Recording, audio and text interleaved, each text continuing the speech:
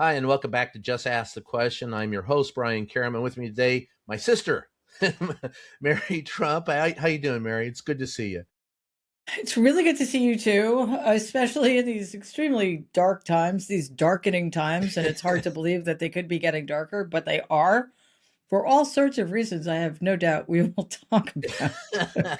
Well, you know, we've talked a lot over the years, and there's one thing that you've been talking about lately that you know me, I am simpatico with what you're saying when it comes to a press freedom, and I know that you're struggling yourself to create an independent press platform, and there are huge troubles with the press today. I mean, I sat yesterday and picked apart the press briefing. There's no follow up to questions.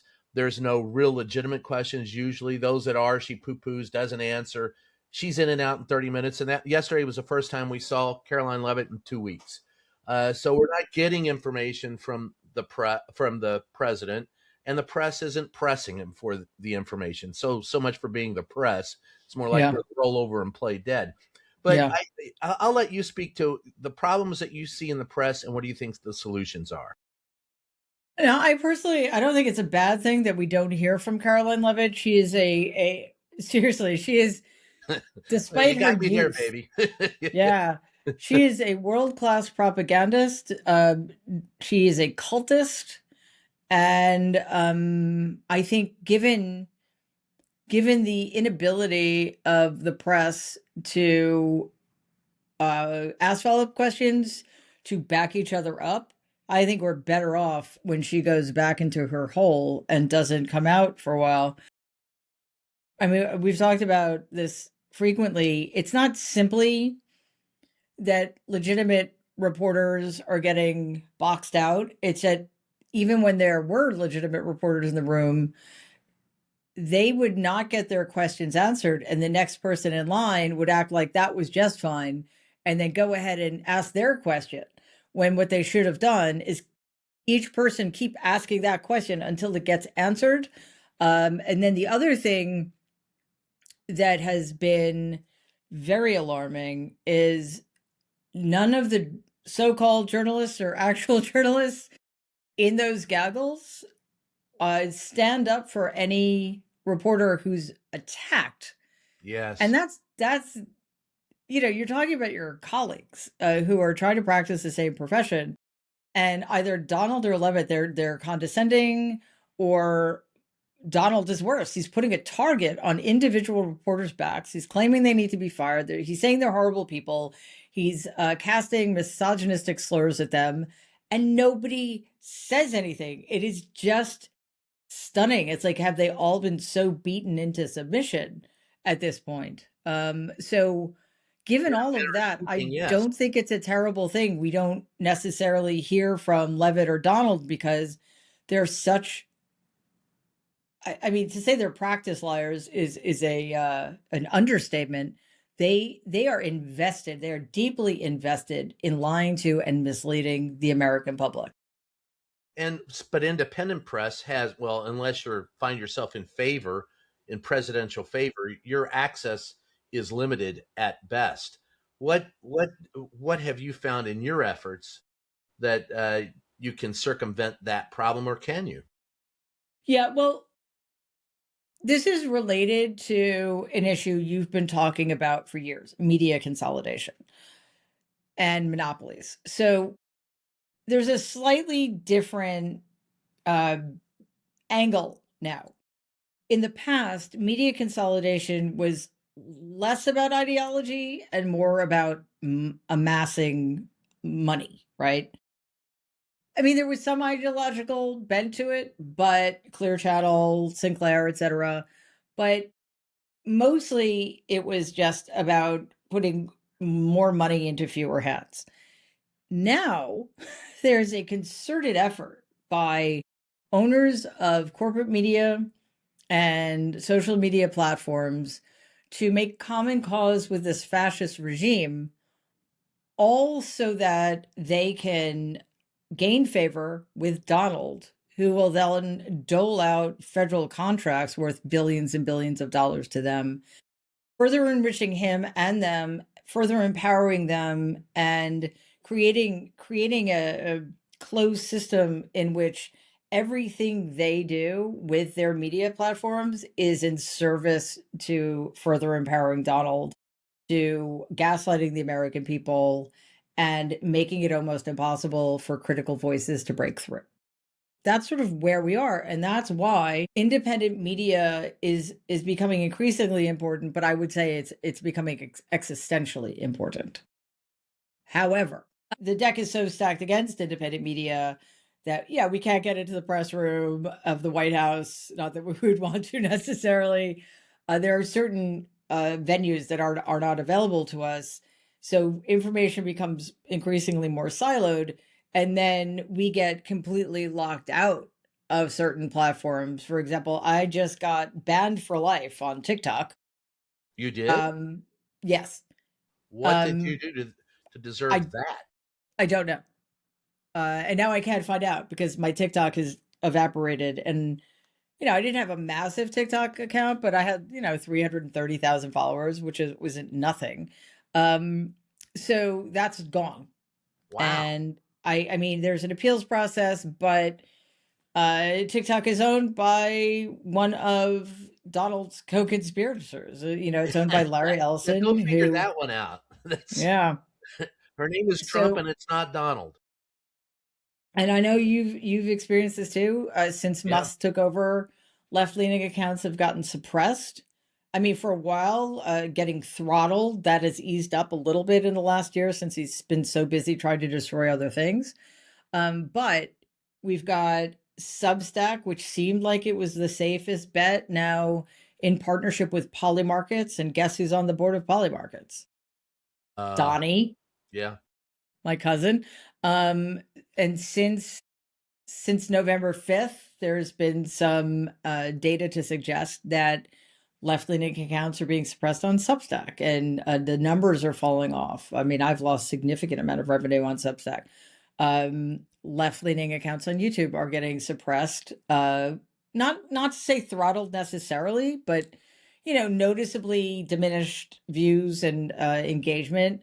My YouTube account is totally shadow banned. So, and then what else? We've got Facebook, we've got or Meta with including Facebook and Instagram, and then we're left with Blue Sky and Threads, and it's a very challenging environment. So the question then becomes, what do you do about it? And I think what you do about it is you have to make a play to be in as many spaces as you can be, which, as you know, is a daunting prospect. It is and it takes all of your energy, and it takes a larger staff than most independent reporters and journalists have, and many of them are just they're one man bands. They're simply one person, and they don't have the wherewithal to do it. So yes, you find that many voices are suppressed, um, or at the very least throttled back, and Mhm. that's the goal. I that I get. So fight on, we must. But what where it really hurts is getting information out to the American people. For example, like finding out that the Danes had sent body bags and blood and were planning to bomb their own airport so Donald wouldn't invade Greenland. That's a huge story, and you don't see that anywhere on legacy or corporate media, and it's throttled back on independent press. And then any news about the war in Iran is also anything that questions Donnie. He came out and basically they have said that you are fake news, false news if you don't report what they tell you to report. And little Pete Hegseth got up on his high horse in the Pentagon and said, called us unserious because the New York Times and CNN ventured out on their own to try and verify information while he won't give us any. And we ask, who are you talking to in Iran? They won't tell us who they're negotiating with Right. in Iran. He says Well, they maybe because they're fictional. well, right.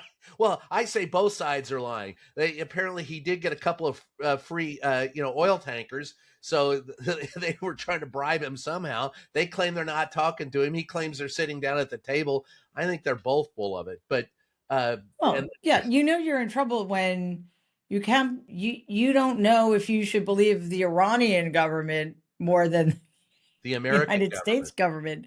And you actually just reminded me, on TikTok, you get 3 strikes. I don't know what the third one was because I'd already gotten locked out. But, the first one, they went all the way back to October 2024, and I was talking about neo-Nazis, so I guess that's something you're not allowed to do.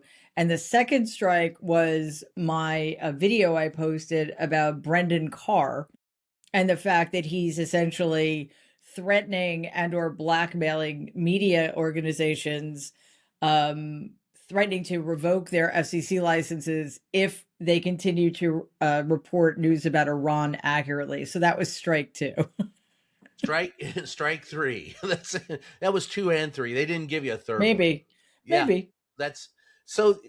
Let's talk a little bit about that. That Donald, I just go. I want to go through this, and you tell me because you know, there's one thing that you said about Donald that really strikes home, and I've used it on occasion. Um, is that if you had something to say to him, you would tell him, "I'm sorry, nobody ever loved you," because that tells me reams about the president. But 6 months ago, 8 months, well, no, first administration, Donald Trump broke the treaty with Iran that kept That's them right. from building a nuclear weapon. Right. Then 6 months ago, he bombed them, saying that they were trying to build a nuclear weapon, and we completely obliterated them. Then Hmm. at the beginning of March, he started a war with them because he said they were 2 weeks away from building a nuclear weapon that they That's right. hadn't successfully built in 60 years.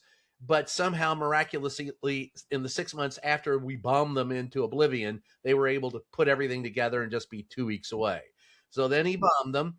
And then he says, we've completely obliterated him. He continually tells us that they have no way of making war with us at all.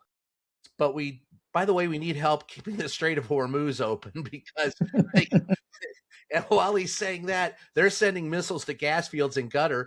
And so I have to wonder, what's going on in the Strait of Hormuz? Are they standing on the shore throwing rocks at us? I mean, what is their ability to make Yeah. war? And so when we report these things, it angers him. But you tell me, what do you think's going on with the guy? Um, I think perhaps for the first time in his life, he is not able to talk his way out of his disastrous mistakes and decisions. It's impossible to believe anything he says about this war. One, because he contradicts himself sometimes 4 times in the In a single same minute. sentence. Yeah. Yeah. And also, the stock market is crashing. Oil is 35, 40, $45 more per barrel than it was. American soldiers have died. A school full of children has been killed.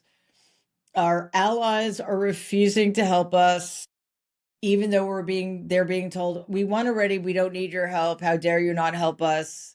It's just there's no logical consistency. They have come up with 12 different rationales for entering this war. They don't have an exit plan.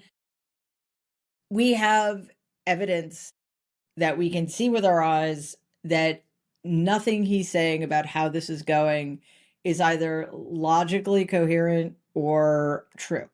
Um, and I think his inability, I think that's why he's pivoting so much, right? Because, oh, well, that used to work.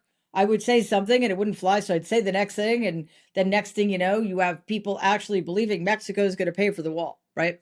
Right. It isn't working anymore. His party is not in lockstep with him on this. I mean, they're trying to be, but they're also we're starting to hear Republicans saying, we're not getting the full story here. They want another $200 billion Nancy from Mace us. turned on him. Yeah, well, yeah. I mean, and again, I don't want to give her credit for anything because she's horrible, but it's just like it's like losing Marjorie Taylor Greene. You've crossed the line at that point. So And Mike he is Rogers. so yeah, exactly. So this is making him increasingly desperate, and because he's so psychologically compromised and emotionally compromised to begin with, he is flailing in a way I don't know that I've ever seen. And the more he flails, the more desperate he gets, because on some level, he knows that he can't control it and that people are noticing. So, like, one of his worst nightmares is coming true. People who, I guess, who haven't been paying enough attention or who've been under his spell are maybe starting to see, wait a second, this guy really is a total loser who doesn't know anything. The emperor really doesn't have any clothes and he does not know what to do. So, Yes. uh, so, but while you say this, Caroline Levitt came out yesterday and told us if the president says it, it's obviously true. I mean, I think he's selling it to fewer and fewer people, but I think he's also trying to double down, and it's becoming more dangerous for all of us as he goes through the permutations. Look, I'm not a doctor. I can't diagnose him. And it's like if my son walked up to me or anybody I know walked up to me was pale and sweaty and looked sick, I wouldn't be able to diagnose him, but I'd know there was something Right. wrong with him. And Yeah. I find that that's where I am with Trump. He's not the same guy I covered in the first administration. I'll say that. But at the same time, he's also far more dangerous. It seems to me. But you know better than I Yes. do. Yes. First of all, the reasons, the fundamental reasons he's unfit are the reasons he's always been unfit. He is, seriously psychologically disordered. He has a serious, untreated, undiagnosed, untreated psychiatric disorders for decades. He's uneducated. He has no intellectual curiosity. He has no compassion, empathy, blah, blah, blah, blah, blah. Right. So all of that has always been true. Must have But been great having him as an uncle. it was awesome. And all what happens when you're sick in some way and you don't treat your illness? You get worse. So, it's not like having a cold that you just sleep through and you better eventually. It's like having bronchitis. If you don't have antibiotics, you're going to get pneumonia. And then it's just going to get worse from there. So same thing with serious psychiatric disorders. So he's getting worse. He's old. He's physically unhealthy. So he has all of these physical ailments they're lying to us about, but we can see he looks terrible. He looks exhausted. He's got the cankle thing going, the edema of his ankles. And what I think makes him even more dangerous than anything, because as all of this is happening, on top of all of that, of course, is the cognitive decline.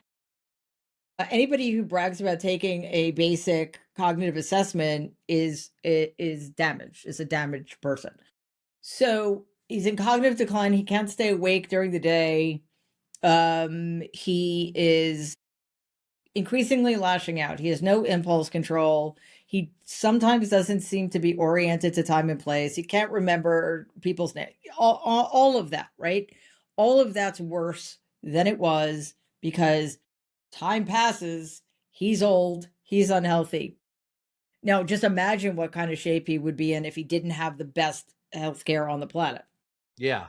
But the thing that makes him more dangerous than anything is the group of miscreants and Nazis and sycophants and enablers he has surrounded himself with.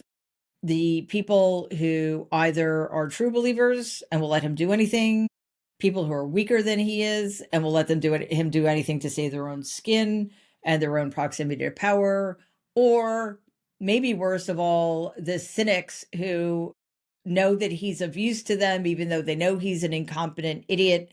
But if they play him right, even if it increases their power, they don't care because it increases their access to money and power. So that's what makes him truly dangerous. There is literally nobody in a position to stop him. And in fact, the opposite. We've got the Republican Congress. We've got everybody in the executive branch, his entire cabinet. They all know better. The corrupt, illegitimate supermajority of the Supreme Court knows better, and yet they keep bending over backwards to give him more and more and more power. That's what makes him dangerous. I've wanted to ask this for a while. I saw the I think the State of the Union address is now, a fart in the wind. It matters nothing, but he wanted to have the longest State of the Union address ever. I think part of him figures he won't be around next year for the State of the Union address. If it's almost seemed like watching him being around that he was placing all of his eggs in that one basket, thinking. And then as I watch JD Vance when the president is in the Oval, JD is standing literally over his shoulder watching him. They've put him on the road more often. He's been in front of he's been in front of the press more than any vice president in recent memory. I just wonder if they do realize that his time is, short. He's on a short leash, or he's short timer, and Hmm. they got JD warming up in the bullpen like a pitcher in the seventh inning. For those of us who Yeah. like to follow Major League Baseball that started this week, so I'll go with that, and and ask you if you've noticed that, and if you think that he would even be. eh, Do you think, and I've said this, so I have two questions embedded in this. I have said that I don't anticipate that you would see the 25th Amendment or impeachment used prior to the November general election, but it places itself in play if the Democrats, and God knows they can snatch victory out of the jaw, they can snatch defeat out of the jaws of victory quicker than most.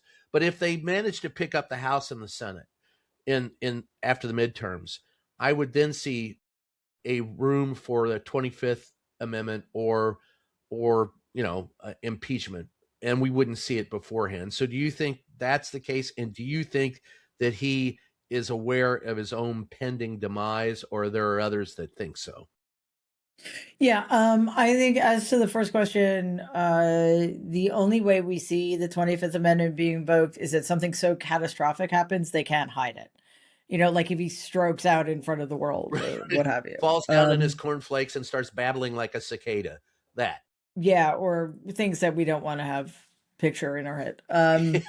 So, It covers a but wide range there, Mary. yeah, yes. So let's keep it. Look, Let's not make things worse for yeah, ourselves than they right. already are. I don't need it. Uh, anyway, Yeah. so um, I think it is very possible that if it's hard for me to imagine how much worse he's going to be in November, let alone in June. 2028, right? So, as to the other point, does Donald recognize what's going on? Is he facing up to his own mortality? And the answer is yes and no. So he's somebody who does not think about such things because it's terrifying for him to Yeah. think. He's somebody who doesn't believe that anything can or should exist beyond him, truly. A solipsistic So, universe. yeah.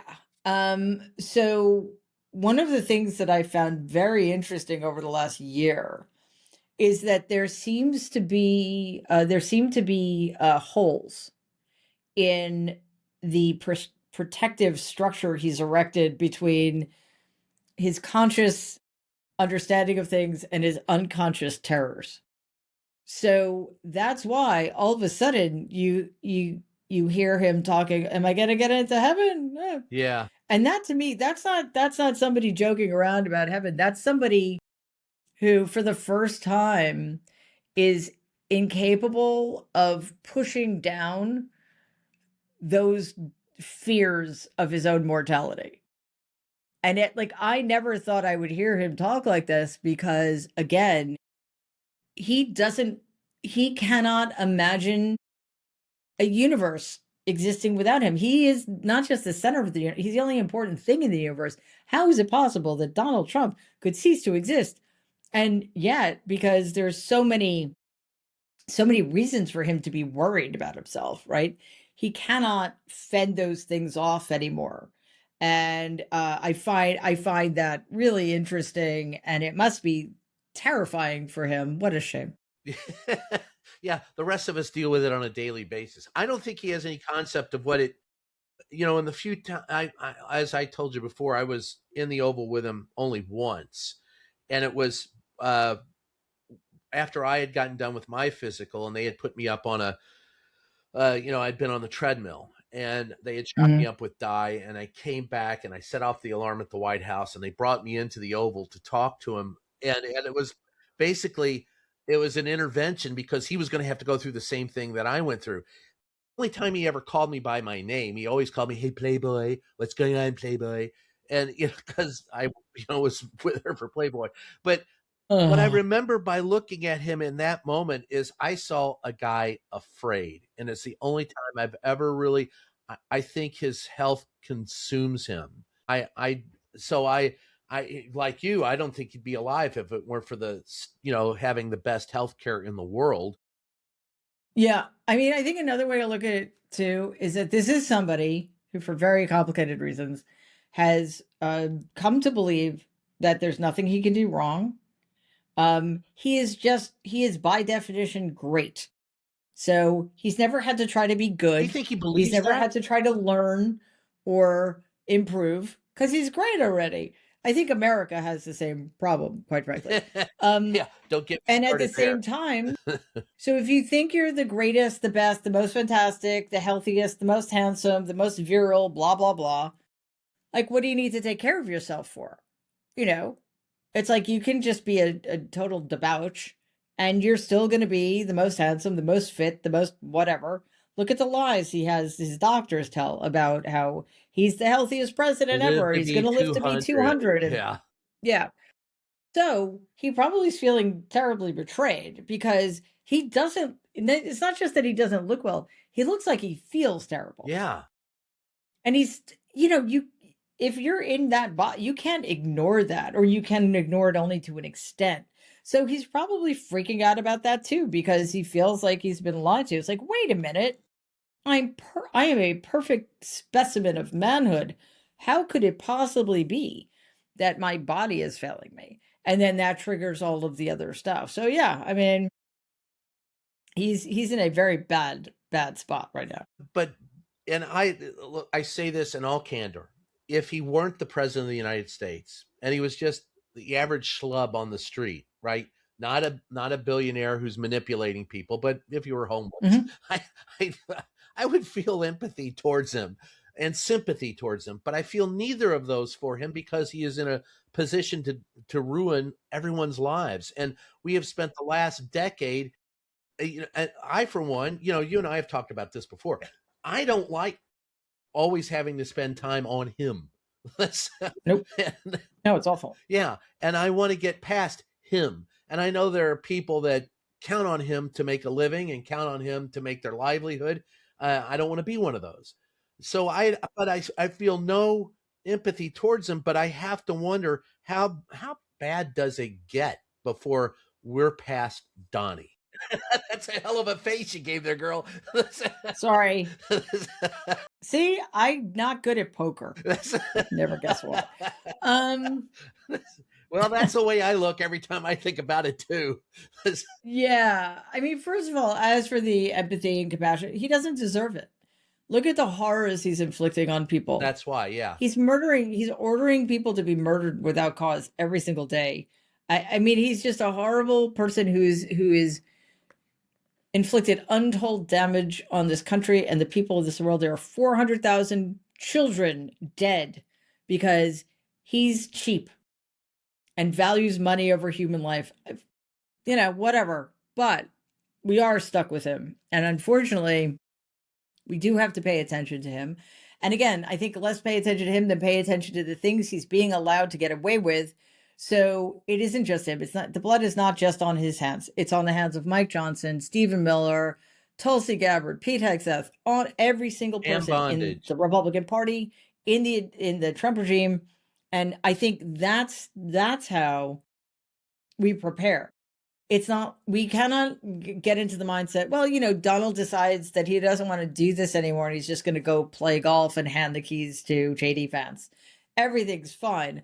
No, no. I think we need to start insisting that the people we get into power, assuming they're on the right side of things, have America join the ICC and make sure that the Hexas of this world who are committing war crimes as we speak In the get name of sent to the God. Hague in orange jumpsuits and leg irons. I agree with you there. Absolutely. I mean, Pete Hegseth claims to be a Christian and vows to kill people in the name of Christianity, which is unlike any Christianity I've ever been taught about. But that's, little Pete Hegseth has his own virile problems.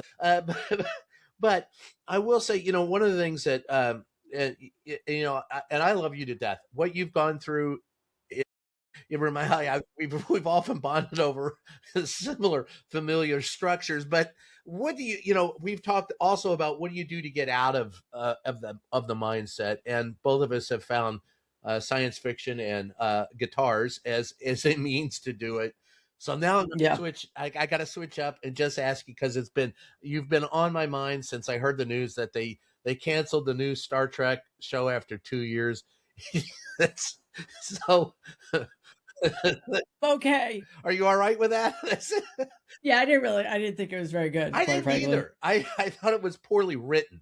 The sets looked A whole great. bunch of problems, but Yeah, yeah. the sets looked Yeah. great, and I thought Holly Hunter made some interesting choices and is a great actress. And I thought she was saddled with a really poor script, poor characters around her, and stories that didn't make any sense. But your shot at it. What you That aside, that aside, what'd you think? I think that I think Holly Hunter is amazing and she deserved better. Yeah. And it's like they couldn't figure out what it was. Are you going after Gen Z and it's a boarding school show, or is it about the adults who are running the show and they just never figured out what kind of show it was? And I personally, I don't enjoy spending time with teenagers. It's just not, you know, I I mean, teenagers, I don't know. Yeah, I don't know any at the moment. I'm not touching So, that line. but you know what I I know mean. exactly I what you like mean. I'm not. I don't want to watch a young adult TV show. And it didn't make a case for itself. And I'm a little tired of Star Trek going. I like Star Trek Prime. There's so much unexplored territory Yeah. around Prime, and they're picking up from Discovery, which in my view was probably the weakest Yes. Star Trek franchise. You're 900 years into the future. Like, why? Right. That doesn't make any sense to me. And now I sound like a total geek. No, that's all right. I'm a total geek on it. What I liked about Discovery was it gave us Strange New Worlds. That second season gave us, and that's been a fun series to watch for me. The Christopher Pike Yeah. part of it is all But really again, cool. that's the Kelvin universe, which is in the same time frame. Yes. Yes. Discovery launched itself 900 years into the future for reasons I don't begin to understand, and became completely untethered Right. And from. from the universe that Star Trek was created by Gene Roddenberry, Yes, and which now was this is getting absurd, and I'm so sorry. I apologize no, to everybody I'm I boring I to would do that tears. conversation. You're one of the few people I can have that conversation with, and there are millions of people who have said worse about it. I won't go in, and I don't like the political comments about it. That to me it all boils down to poor writing, poor characters, and a lack of imagination. So whatever you want to make of it, it wasn't politically correct or it was too politically correct. I don't give a shit. To me, it was boring to watch. And like you said, I found nothing in common with any of the characters except Paul Giamatti and and Holly Hunter. And I'm going, okay, Yes. I I would mean, I watch. wouldn't say Paul Giamatti, but definitely Holly Hunter. Yeah, that's right. Well, I mean, they were both adults. There were adult problems Yes. there. I get it. Yes. That was some Yes. tension and something that I like to watch. But I how you dress and who you're flirting with and all that crap. I was like, I was like watching, watching the OC or something, or the WB or whatever the hell it was. Yeah. So Whatever that was for whatever those children. damn letters were that I didn't watch. So, so I'm showing my age. but But all right. All right. Well, I'll have to have you on Trek Politics. Oh, that would be fun. That would be So very fun. then the other non-politic question I have to, did you see the Paul McCartney documentary, Man on the Run? You did. Before I answer that question, I've got to go right after this. I'm Okay. sorry, Bob. Bob is waiting for me to record Oh, Trek poor Politics. Bob. So okay. No, I haven't, but I want to. Like, I am not a Beatles fanatic by any stretch, but I'm deeply appreciative of their music, and I really did enjoy the documentary about that ended with the last concert they gave on top of the roof. Yeah, I thought that was really fascinating. Was that Let It Be. But yeah, yeah, who direct what's his name? Jackson, yes. the Yeah, director of Lord of the Rings directed. Peter Jackson. Peter Jackson, yeah. So I definitely I will check it out. Well, then we'll talk about that some other time. All right. So So if we'll you got talk. to Yeah, go, I'll sorry. let you plug whatever you want before you have to take off. Just please check out my Substack. It's called The Good in Us, and I'm on all of the social media platforms except TikTok, obviously. Check me out on Patreon and Twitter and all the rest. I'm Mary L. Trump.